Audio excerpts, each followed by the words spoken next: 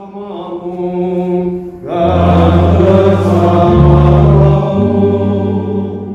Injil Yesus Kristus menurut Lukas.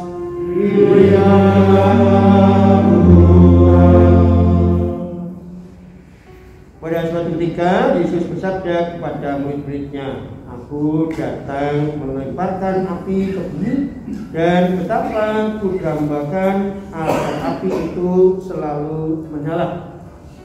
Aku harus menerima baptisan, dan betapa susah hatiku sebelum hal itu berlangsung. Kalian sangka aku datang membawa damai ini? Bukan damai, melainkan pertentangan. Karena mulai sekarang akan ada pertentangan antara 5 orang dalam satu rumah, 3 melawan 2 dan 2 melawan 3. Mereka akan saling bertentangan, bapa melawan putranya dan putranya melawan bapaknya, ibu melawan putrinya dan putri melawan ibunya, ibu mertua melawan menantu dan menantu melawan ibu mertuanya." Demikianlah sabda Tuhan. Terpujilah Kristus. Saudara-saudara dan juga teman-teman sekalian,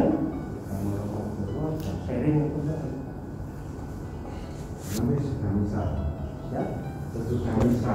sesudah misa. Ya. Baik, juga saya yang berucap kalau sudah misa berarti nanti akan makan terus. Itu sih itu.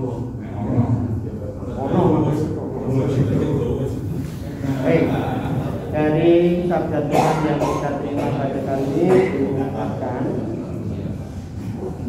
akan kita sekalian bagaimana saat kita dari awal, ada yang mulai dari SD, setelah SD maksud saya, ada pula setelah SMP, ada pula setelah SMA, ada pula setelah perguruan tinggi, menentukan pilihan yang akan dihidupi hingga sampai saat ini. Nah, itu pasti ada sesuatu yang mau dicapai, tetapi ada sesuatu yang harus kita tinggalkan. Dan apa yang kita tinggalkan menurut hemat saya itu adalah suatu hal yang akan memperkaya. Itulah pun juga harus kita hidupi. Setidak-tidaknya bagi saya hidupi. Maka setiap saya menjalankan tugas, di mana keputusan itu saya tugaskan, saya harus membaca dulu kesejarahan dari apa yang sudah dijalani itu. Jangan sampai lalu tiba-tiba saya belum apa-apa, baru cepat melihat sudah nguwai kono, nguwai kene, berat.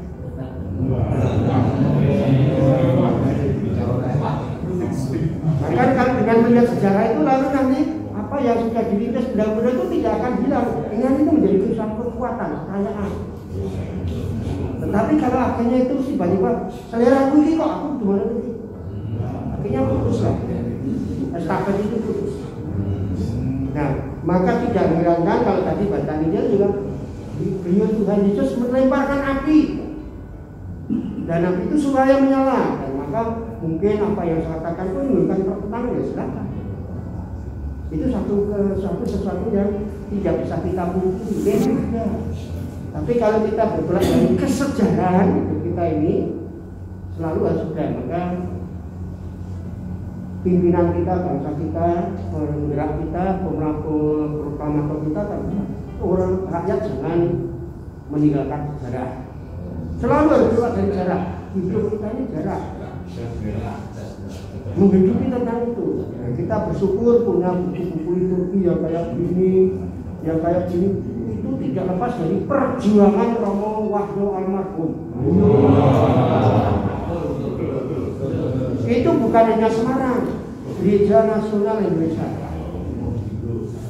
Ini harus kita sadari. Ini kan berarti rumangsa telu binilebur buang baik. Sungguh menjadi satu hal yang pesta menurut saya. Karena segala sesuatu meskipun diberbagi tonggaknya dari ringkisannya beliau Romo Wahyo Sudibyo pasti termasuk juga misalnya sekarang ada pembaruan itu semua Indonesia di sana.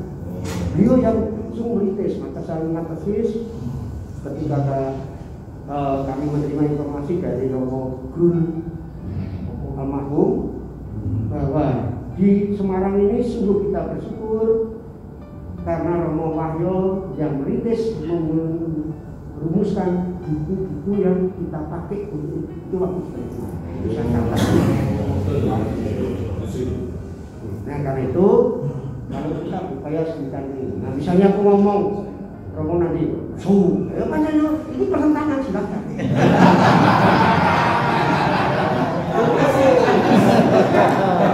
Inilah yang dilemparkan Yesus api. Tapi bukan api yang membakar, memusnahkan, tapi yang membakar untuk supaya kita semakin di dalam rasa cinta kita. Rasa cinta kita kepada kehidupan hilang yang perlu kita. Karena itu sekali lagi kalau kita bergerak berdasarkan landasannya kesejarahan itu sungguh kita akan merasa happy. Kalau tidak ada orang yang merasa itu tinggal orang dari tapi selalu berkesinambungan. Inilah maka gereja jangan sampai dari gereja yang pertama perdana sampai dengan gereja sampai tahun 2022 ini tetap juga berkesinambungan, tidak ada satu titik pun yang ditinggalkan, selalu